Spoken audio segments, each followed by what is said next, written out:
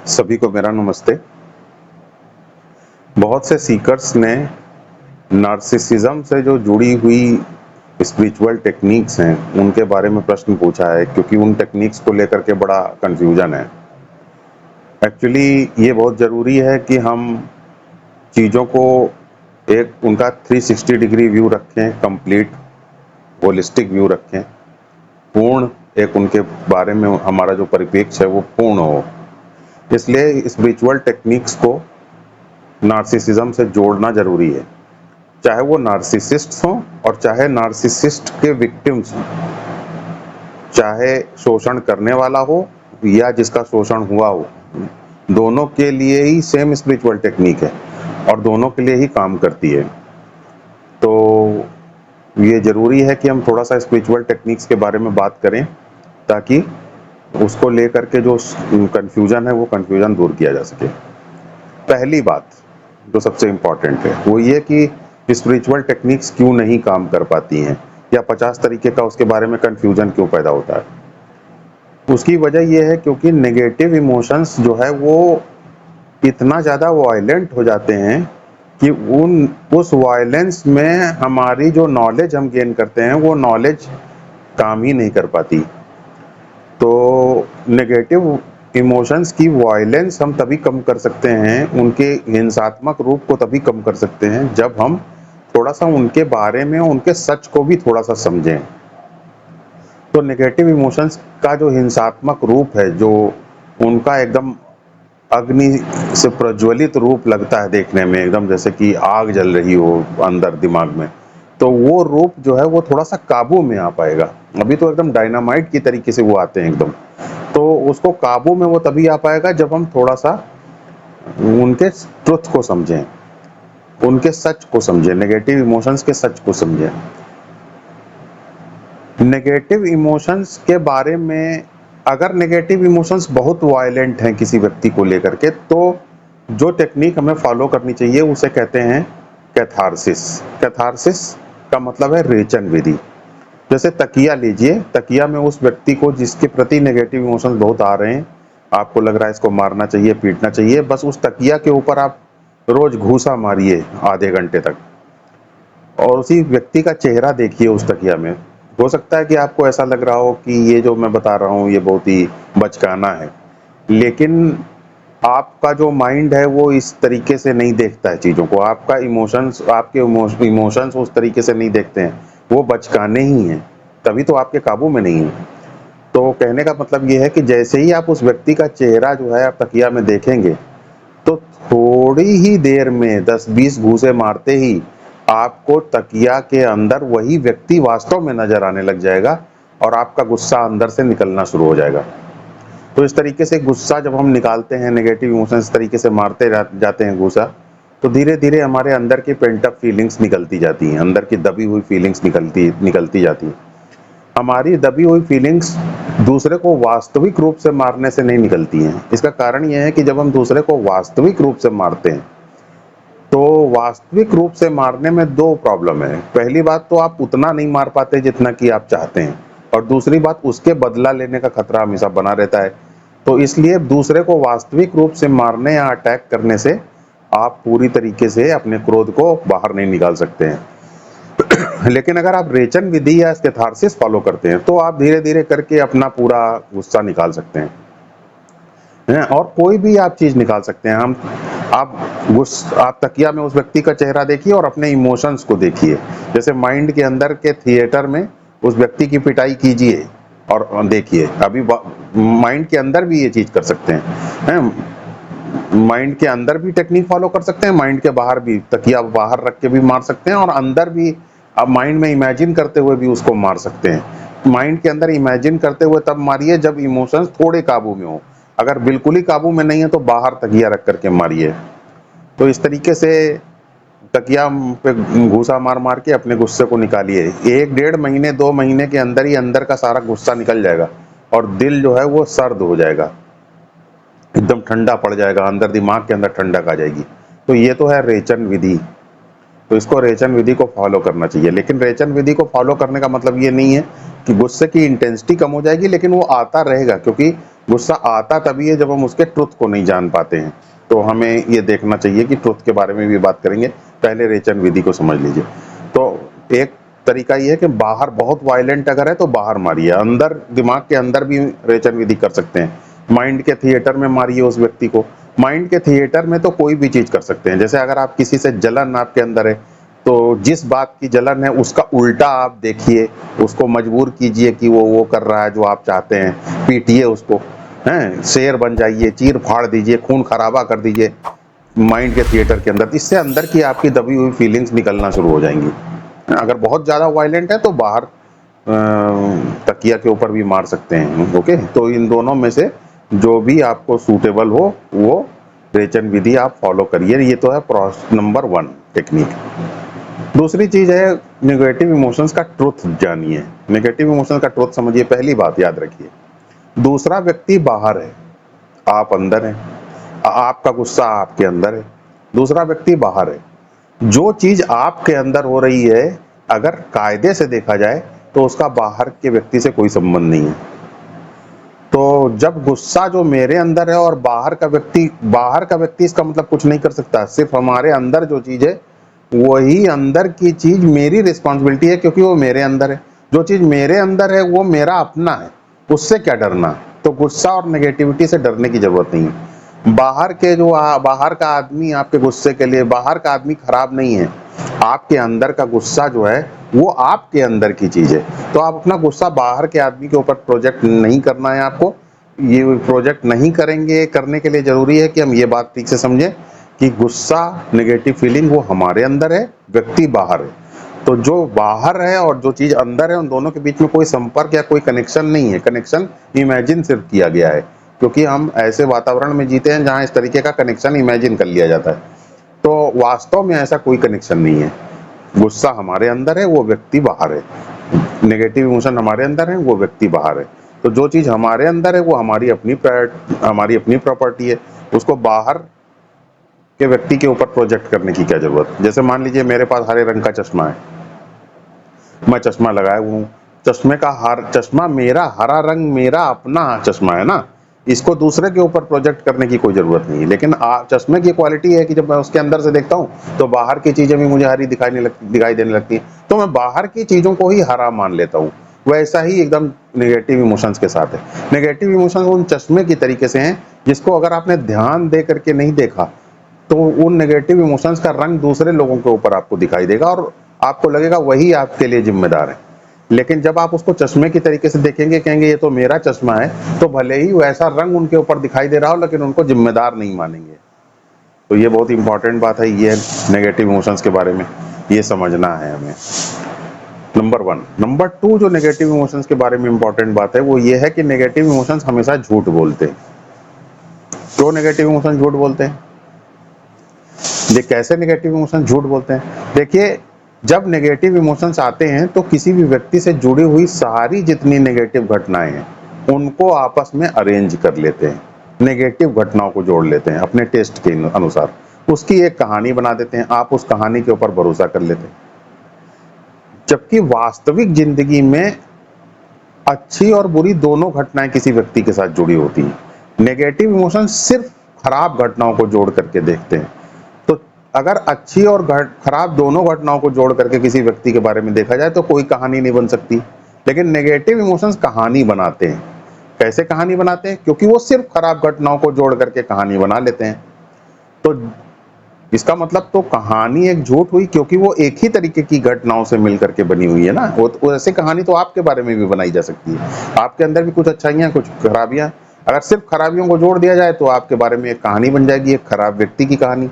लेकिन अगर अच्छी और बुरी दोनों चीजों को जोड़ा जाए तो कोई कहानी नहीं बन सकती। तो नेगेटिव इमोशंस कहानी बना लेता है खराब घटनाओं को जोड़ करके अपने इमोशंस के टेस्ट के अनुसार। इसलिए आपको उसके ऊपर भरोसा नहीं करना है, उसकी कहानी को देखना है और जानना है कि ये कहानी झूठ है, क्योंकि अच्छा बुरा दोनों घटनाएं जो है व्यक्ति के साथ है। तो अच्छी घटनाएं उसकी याद करना है नेगेटिव इमोशंस के वक्त, तो कहानी टूट जाएगी, क्योंकि कहानी एक झूठ है। तो नेगेटिव इमोशंस जो कहानी आपको बताते हैं वो झूठ है। तीसरी जो नेगेटिव इमोशंस के बारे में सच हमें समझना है वो ये है कि जो नेगेटिव इमोशंस हमारे अंदर जब आते हैं तो वो हमें ये बताते हैं कि हम तुम्हारे भले के लिए बता रहे हैं। तो जो भी नेगेटिव इमोशंस हमारे भले के लिए जब हमें लगता है कि बता रहे हैं तो हम तुरंत उनके ऊपर भरोसा कर लेते हैं, उनको दोस्त मान लेते हैं। लेकिन नेगेटिव इमोशंस जो हमें अपने मेरे भले के बारे में बताते हैं वो भी एक झूठ है। वो कोशिश तो यही करते हैं हम भले के बारे में बताने की, लेकिन बताते झूठ हैं। कैसे? क्योंकि वो चीजों का वेटेज गड़बड़ कर देते हैं। जैसे नेगेटिव इमोशंस जो हैं, कोई ऐसे मान लीजिए कि किसी व्यक्ति ने कोई बात कही, तो नेगेटिव इमोशंस उसके इम्पैक्ट उसके स्केल को बहुत ज्यादा बढ़ा देंगे। तो अगर स्केल बहुत ज्यादा बढ़ा देंगे, ये बहुत खतरनाक आदमी है, बहुत ये ऐसा, इसने ऐसी बात कह दी, तो उसका स्केल नेगेटिव इमोशंस बहुत बढ़ा देते हैं। जबकि घटना छोटी सी ही है लेकिन स्केल बहुत ज्यादा बढ़ा देते हैं। जैसे किसी ने ऊंची आवाज में आपसे बोल दिया तो नेगेटिव इमोशंस हमारे अंदर आ जाते हैं। अगर कोई ऊंची आवाज में बोल दे, उस नेगेटिव इमोशंस के आ जाने से वो जरा सा वॉइस तेज किया था, उसने थोड़ा ऊंची आवाज में बात किया था, लेकिन उससे जो है कई कई पीढ़ियों तक लड़ाई होती है। नेगेटिव इमोशंस इतना स्केल ऊंचा ऊंचा कर देते हैं। तो याद रखिए, नेगेटिव इमोशंस जो कि छोटी छोटी बातों का स्केल बहुत ऊंचा करके दिखाते हैं, वेटेज बहुत ऊंचा कर देते हैं, इसलिए वो हमारे भले के लिए बताते तो हैं, लेकिन स्केल ज़्यादा बड़ा कर देने की वजह से उसको इतना बढ़ा चढ़ा करके बता देते हैं कि वो हमारे भले के लिए नहीं बल्कि हमारे परमानेंट नुकसान के लिए हो जाती है। इसलिए नेगेटिव इमोशन जब आपके भले के लिए कुछ बताएं तो आप उसके ऊपर यकीन ना करिए, वेट कीजिए, इंतजार कीजिए। जब नेगेटिव इमोशन चले जाएंगे तो आप पाएंगे कि जो भले के लिए बता रहे थे चलो ठीक है, लेकिन जब उचित समय आएगा तो देखा जाएगा, ऐसी भी कोई बड़ी बात नहीं। तब आपका एटीट्यूड ये रहता है जब नेगेटिव इमोशन चले जाते हैं तो। लेकिन नेगेटिव इमोशंस रहेंगे तो आप कहेंगे इतनी बड़ी बात कह दी, इस पे तो गोली चल जानी चाहिए, इस पे मारपीट हो जानी चाहिए, पुलिस केस हो जाना चाहिए। तब आप इस तरीके से सोचते हैं, स्केल बहुत बढ़ा देते हैं। उसी तरीके से नेगेटिव इमोशंस का एक झूठ एक और परिप्रेक्ष्य में भी समझेंगे आप। जैसे नेगेटिव इमोशंस आपको दिखाते हैं कि कोई व्यक्ति बहुत खराब है। जब नेगेटिव इमोशंस आते हैं तो वही व्यक्ति में बहुत खराब लगता है, बहुत खराब लगता है, बहुत बुरा लगता है। लेकिन नेगेटिव इमोशन चले जाते हैं तो वही व्यक्ति सो हो जाता है, सामान्य हो जाता है। इससे पता चलता है अगर वो व्यक्ति खराब होता तो हमेशा खराब लगता, सबको खराब लगता। लेकिन चूंकि वो व्यक्ति सिर्फ नेगेटिव इमोशंस के आने पे ही खराब लगता है, इससे पता चलता है कि उस व्यक्ति के अंदर जो है वो नॉर्मल है, सामान्य है। हमारे नेगेटिव इमोशंस में ही प्रॉब्लम है, नेगेटिव इमोशन जो हमें बता रहे हैं उसमें प्रॉब्लम है। तो नेगेटिव इमोशंस एक इस तरीके से भी झूठ बोलते हैं। तो ये सब है कुछ नेगेटिव इमोशंस के बोले गए झूठ। एक चीज और नेगेटिव इमोशंस के बारे में बता दें, जब आपके अंदर नेगेटिव इमोशंस आते हैं तो आप बहुत वायलेंट हो जाते हैं, नेगेटिव इमोशन चले जाते हैं तो आप सामान्य हो जाते हैं। वैसा ही दूसरे व्यक्ति के साथ भी, उसके नेगेटिव इमोशंस आते हैं तो वो बदतमीज हो जाता है, चले जाते हैं तो सामान्य हो जाता है। इससे पता चलता है एक व्यक्ति हमेशा एक तरीके से नहीं रहता है, वो बदलता रहता है। जैसे इमोशंस आते हैं वैसे ही जैसे आप बदलते रहते हैं हमेशा। तो उसके बारे में कोई परमानेंट ओपिनियन मत बनाइए कि ये वो खराब है कि सही है, क्योंकि जैसे इमोशंस आएंगे वैसा वो हो जाएगा। तो कोई परमानेंट ओपिनियन मत बनाइए, जैसे आपके इमोशंस हैं वैसे ही आप ओपिनियन बना लेते हैं। थोड़ी देर बाद इमोशन चले जाते हैं तो आपकी ओपिनियन बदल जाती है, लेकिन मेमोरी में आप परमानेंटली ये बना लेते हैं हमेशा के लिए कि ये खराब व्यक्ति है। जबकि इमोशंस के आने जाने से इमेज उसके बारे में बदलती रहती है। तो दूसरे व्यक्ति के भी साथ ऐसा ही है। इसलिए हम एक आदमी के हर क्षण उसका रूप बदलता है, तो हम कोई इस्टेब्लिश्ड ओपिनियन उसके बारे में ना बनाएं, क्योंकि कोई भी ओपिनियन जो हम किसी व्यक्ति के बारे में बनाते हैं वो एक झूठ है। क्योंकि थोड़ी देर में उसका एटीट्यूड बदल जाता है, जैसे ही उसके इमोशंस चेंज होते हैं। जैसे कि आपका बदल जाता है, आप अपने आप को अच्छा समझते हैं, क्यों? थोड़ी देर में नेगेटिव इमोशन चले गए तो आप सरल और सामान्य व्यक्ति बन जाते हैं। नेगेटिव इमोशंस आ गए आप बहुत बुरे व्यक्ति बन जाते हैं। लेकिन ओवरऑल अच्छे व्यक्ति हैं, क्योंकि आपके बारे में कोई राय इसलिए नहीं बनाई जा सकती क्योंकि हमेशा खराब थोड़ी रहते हैं, कभी अच्छे रहते हैं, कभी खराब रहते हैं। वही हाल दूसरे के साथ भी है। तो दूसरे के बारे में कोई इस तरीके की राय ना बनाइए। यह है नेगेटिव इमोशंस का सच। दूसरे के बारे में बनाई गई कोई भी राय एक झूठ है, ये भी याद रखिए। अब एक ये तो हो गया, पहला हो गया कैथारसिस, दूसरा हो गया नेगेटिव इमोशंस का सच। तीसरा जो इम्पोर्टेंट चीज है वो एक बहुत ही इम्पोर्टेंट टेक्निक है, जरा इसको समझेंगे। जैसे मान लीजिए ये एक पेंसिल है, तो हम क्या कहेंगे कि पेंसिल मुझसे अलग है कि मैं पेंसिल हूं। कोई भी ये नहीं कह सकता कि मैं पेंसिल हूं। क्यों? क्योंकि पेंसिल को वो देख सकता है। जिस चीज को हम देख सकते हैं वो हमसे अलग है। तभी तो हम उसको देख सकते हैं। जो चीज हमसे अलग, अगर हम पेंसिल होते तो कैसे पेंसिल देख पाते? पेंसिल हमसे अलग है, इसीलिए तो हम पेंसिल को देख पाते हैं। तो इसी रूल को आगे जरा बढ़ाते हैं।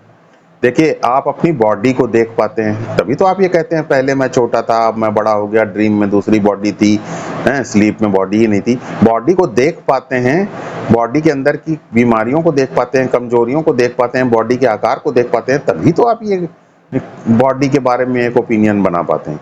तो चूंकि हम बॉडी को देख पाते हैं, इसलिए हम बॉडी से अलग हैं। तो याद रखिए ये बात। दूसरी चीज, हम अपने माइंड से भी अलग हैं, तभी तो हम कहते हैं मेरा मन।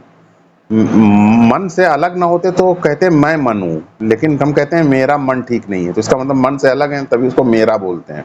जैसे हम कह रहे हैं मैं मेरी पेंसिल, तो पेंसिल से अलग हूं, तभी तो कह रहा हूं कि मेरी पेंसिल। अगर मैं खुद पेंसिल होता तो कहता मैं पेंसिल हूं, मेरी पेंसिल थोड़ी कहता। उसी तरीके से हम कहते हैं मेरा मन, तो उससे अलग है, तभी तो हम कहते हैं। फिर इसको दूसरे तरीके से भी समझेंगे। मन का मतलब क्या है? थॉट्स और फीलिंग्स। फीलिंग्स आती जाती रहती हैं, उनको हम आता जाता देखते हैं, तभी हम ये कह पाते हैं बहुत नेगेटिव फीलिंग आ गई है, थोड़ी देर में नेगेटिव फीलिंग चली जाती, फिर हम कहते हैं आप फीलिंग को आता जाता हम देख पाते हैं। एक तरीके से विचारों को आता जाता हुआ हम देख पाते हैं। तो जिस चीज को हम देख पाते हैं उससे हम अलग हैं। तो हम अपनी बॉडी और हम अपने माइंड से भी अलग हैं। इसी बॉडी माइंड के जीने के तरीके को कहते हैं पर्सनैलिटी और सेल्फ इमेजेस। बॉडी माइंड ही रोल्स को अदा करते हैं, बॉडी माइंड ही सेल्फ इमेजेस बनाते हैं। जैसे आप कहीं नौकरी कर रहे हैं, जनरल मैनेजर हैं, तो आपकी एक इमेज बन गई है कि बॉडी माइंड की, कि ये जनरल मैनेजर साहब जा रहे हैं, तो आपने एक इमेज बना लिया। इमेज वातावरण से बनती है, वो एक झूठ है। किसी दूसरे वातावरण में जाएंगे तो वो इमेज काम नहीं करेगी। कहीं शादी में चले गए, वहाँ सारे आईएएस ऑफिसर्स आए हुए हैं, तो आपको जनरल मैनेजर को कोई लिफ्ट नहीं दे रहे हूँ, तो आपकी इमेज गड़बड़ नहीं है वहाँ पे। अपने फैक्ट्री में चले गए, वहाँ जनरल मैनेजर बहुत इंपॉर्टेंट है, तो लोग नमस्ते कर रहे हैं। तो इस तरीके से इमेज जो होती है वो एक झूठ है, क्योंकि कॉन्टेक्स्ट बदलने के साथ वातावरण में वो टिकती नहीं है, और वातावरण के द्वारा वो हमें मिल जाती है। तो ये बॉडी माइंड ही हमारे रोल्स और इमेजेस को कैरी करते हैं। इसी रोल और इमेज को ही कहते हैं पर्सनैलिटी। याद रखिए, हमारी जो सेल्फ रिस्पेक्ट है, हमें जो कोई चीज बुरी लगती है, हमारे जो कुछ नेगेटिव इमोशन, सब ये बॉडी माइंड में ही है, और हम बॉडी माइंड से अलग हैं। तो याद रखिए, बॉडी माइंड के अंदर जो भी कमियां हैं उनको सीरियसली मत लीजिए। सेल्फ रिस्पेक्ट वेल्फ रिस्पेक्ट को कोई ऊंचा बोल देता, इसको सीरियसली मत लीजिए, क्योंकि ये वातावरण से बनाए गए झूठ है सिर्फ। सेल्फ इमेजेस और रोल्स क्या हैं? वातावरण से बन मिले हुए झूठ। ये क्यों झूठ है? क्योंकि दूसरे कॉन्टेक्स्ट में जाएंगे तो ये काम नहीं करते हैं, परिवार में आएंगे तो नहीं काम करते हैं, किसी दूसरी जगह चले गए, दूसरी फैक्ट्री में चले गए, वहां नहीं काम करते हैं, तो ये एक झूठ है। तो इनको सीरियसली नहीं लेंगे, नंबर 1। और दूसरी बात, आप अपने बॉडी माइंड को और बॉडी माइंड के ऊपर जो पर्सनैलिटी छाई हुई है, जो वातावरण में जीने की वजह से आ जाती है, आप चूंकि इन सबको देख सकते हैं, इसलिए आप इनसे अलग हैं। बॉडी माइंड को देख सकते हैं, बॉडी माइंड में ही पर्सनैलिटी रहती है, बेसिकली पर्सनैलिटी माइंड में ही रहती है। तो चूंकि माइंड को देख सकते हैं, इसलिए पर्सनैलिटी को भी देख सकते हैं, बॉडी को भी देख सकते हैं। बॉडी माइंड से आप अलग हैं। जो व्यक्ति बॉडी माइंड से अपने आप को अलग देख पाता है, ठीक वैसे ही जैसे कि पेंसिल को देख पाता है इसलिए कहता है कि मैं इससे अलग हूं, वो प्रोटेक्ट हो गया, क्योंकि वो कभी भी नेगेटिविटी आने पर ये नहीं कहता है कि मैं नेगेटिव हूं, वो ये कहता है ये नेगेटिव है, बॉडी माइंड नेगेटिव है, हम नहीं नेगेटिव है। रियल सेल्फ आपका नेगेटिव नहीं है, बॉडी माइंड नेगेटिव है। तो बॉडी माइंड से हमेशा अलग करके अपने आप को रखना है। अभी कुछ लोग बॉडी माइंड से ही जो है अलग, बत कह दो कि बॉडी माइंड से आप अलग हैं, तो उसी को एक प्रॉब्लम बना लेते हैं। ये प्रॉब्लम ना बने, इसको शास्त्र जो है हमारा इसके लिए नेति नेति करके एक टेक्निक बताता है। बहुत सरल टेक्निक है ये, इसीलिए शास्त्र सरल तरीके से बताता है। तो नेति नेति टेक्निक क्या है? नेति नेति टेक्निक ये है कि मैं कुर्सी नहीं हूँ, मैं मेज नहीं हूँ, मैं बेड नहीं हूँ, मैं कंप्यूटर नहीं हूँ। उसी तरीके से इन सबको मैं चूंकि देखता हूँ, इससे मैं अलग हूँ, इसलिए मैं बॉडी को भी देखता हूँ, बॉडी से भी अलग हूँ, माइंड को देखता हूँ, माइंड से भी अलग हूँ। तो जो जो भी इस चीज से अलग हूँ उसे नेति नेति कहता जाता हूँ। और इस तरीके से आखिरी में जो बचता है वो है आपका रियल सेल्फ, जिसे आप नहीं नेति नेति कह सकते हैं, जिसे आप अलग नहीं कर सकते हैं, वही आपका वास्तविक स्वरूप है। तो शास्त्र में ये वास्तविक स्वरूप नेति नेति करके बताता है। तो यही नेति नेति करके आप भी अलग अलग करते जाइए और आखिरी में जो बचेंगे हैं। तो अलग करने का मतलब ये नहीं कि बॉडी को काट के चीरा लगा करके आगे कर देंगे, नहीं, ऐसे नहीं आगे करना है, अलग करना है। ऐसे अलग कर रहे हैं तो जैसे शीशे में लाइट पड़ रही है तो शीशा फोड़ करके लाइट थोड़ी हटाते हैं। जैसे लाल बल्ब जल रहा है, शीशे में दिखाई दे रहा है, तो हम शीशा फोड़ के बल्ब को थोड़ी अलग निकालते हैं, या बल्ब थोड़ी फोड़ देते हैं शीशे के अंदर से लाल रंग को अलग करने के लिए। हम ये समझ जाते हैं बस कि ये अलग है, ठीक है। क्यों, कैसे समझ जाते हैं? क्योंकि जब बिजली नहीं जल रही थी तो लाल रंग नहीं था, बिजली जल गई तो लाल रंग आ गया। तो इससे हमें पता चलता है कि शीशा और लाल रंग अलग अलग है, जबकि रहते वो दोनों साथी हैं। वही हाल बॉडी का भी है, बॉडी रहता सेल्फ के साथ ही है, उसको अलग नहीं करके निकाल के अलग रखना है। निकाल के अगर अलग रख सकते होते तब तो उसको लैब में स्टडी कर लेते। साइंस का है, क्यों नहीं स्पिरिचुअलिटी समझ पाता है? क्योंकि एक्सपेरिमेंट करके हर चीज आरी से काट के निकाल देता है साइंस, लेकिन बॉडी माइंड को कैसे सेल्फ से अलग कर पाएगा? तो इसको अलग नहीं करना है, इसको समझ लेना है कि ये अलग है। तो उसी तरीके से हम इसको बस अलग करके देख लेते, अलग करके समझ लेते हैं कि बॉडी माइंड अलग है। मैं बॉडी ये मैं ये नहीं हूँ, बॉडी माइंड नहीं हूँ, बस ऐसे देखते हैं। जब हम इसको अलग करके देख पाते हैं, समझ पाते हैं, तो नेगेटिव इमोशंस का इम्पैक्ट मेरे ऊपर नहीं पड़ता। क्यों? क्योंकि तब हम ये नहीं कहते हैं कि मैं नेगेटिव इमोशंस हूँ, तब मैं ये नहीं कहता हूँ कि मैं बीमार बॉडी हूँ, तब मैं कहता हूँ ये बीमार बॉडी है, ये नेगेटिव इमोशंस हैं। और इस तरीके से हम हमेशा अलग रहते हैं, दो करके अपने आप को देखते हैं। खास तौर से नेगेटिव इमोशंस के वक्त अपने आप को दो करके देखते हैं, या जब भी याद आ जाए तो दो करके देखते हैं। ये हमारे प्रोटेक्शन के लिए बहुत जरूरी है। तो ये नंबर 2 बात है जो आपको याद रखनी है। नंबर 3 एक और चीज है जिसको कि आपको समझना। पहली चीज है कैथारसिस या रेचन, दूसरा नेगेटिव इमोशंस का सच, तीसरा अपने आप को अलग करके बॉडी माइंड को देखना, और चौथी एक बहुत ही इंपॉर्टेंट टेक्निक है, इसको भी समझना है। जब आप बॉडी माइंड को अपने आप से अलग कर देते हैं तो क्या बचता है? तब बचता है रियल सेल्फ। पीछे रियल सेल्फ बच जाता है। आपको बस क्या काम करना है, इसी रियल सेल्फ के अंदर अपनी एक लाइट इमेजिन कर लेना है कि लाइट जैसे जल रही है, ट्यूब लाइट जल रही है मान लीजिए, या आग जल रही है रियल सेल्फ के अंदर। तो जैसे ही आप रियल सेल्फ के अंदर कुछ नेगेटिव मतलब लाइट या कुछ रोशनी या इमेजिन करते हैं, वैसे भी कॉन्शियसनेस का मतलब होता है लाइट। रियल सेल्फ कॉन्शियसनेस इसलिए लाइट जैसा ही है। लाइट इमेजिन कर लेंगे तो आप एक चीज पाएंगे कि आपका जो ईगो है, जो बॉडी माइंड में रहता है और पर्सनैलिटी को पावर देता है, वो ईगो तुरंत वापस लौट करके आपके रियल सेल्फ में विलीन हो जाएगा। याद रखिए कि आपका ईगो ही आपके नेगेटिव इमोशंस को ताकत देता है। जैसे पेट्रोल जो है वो मोटरसाइकिल को ताकत देता है, वैसे ही आपका ईगो ही आपकी पर्सनैलिटी को और आपके बॉडी माइंड को ताकत देता है। मतलब पर्सनैलिटी को और नेगेटिव इमोशंस को ताकत देता है। अब जैसे ही आपने जो है रियल सेल्फ को की तरफ ध्यान ले गए, रियल सेल्फ की तरफ लाइट जला देंगे रियल सेल्फ के अंदर, तो रियल सेल्फ की तरफ ध्यान चला जाएगा आपका। जैसे ही ध्यान जाएगा तो ईगो तुरंत रियल सेल्फ में विलीन हो जाएगा। इसका कारण यह है क्योंकि ईगो हमेशा रियल सेल्फ को ही ढूंढता रहता है। ईगो का घर है रियल सेल्फ, लेकिन ईगो का ढूंढने का तरीका अज्ञान की वजह से है, बाहर की दुनिया के थ्रू देखता है। जैसे आइसक्रीम खा के शांति मिलती है उसको, तो आइसक्रीम जब की शांति नहीं है, वो रियल सेल्फ में विलीन होने की शांति है।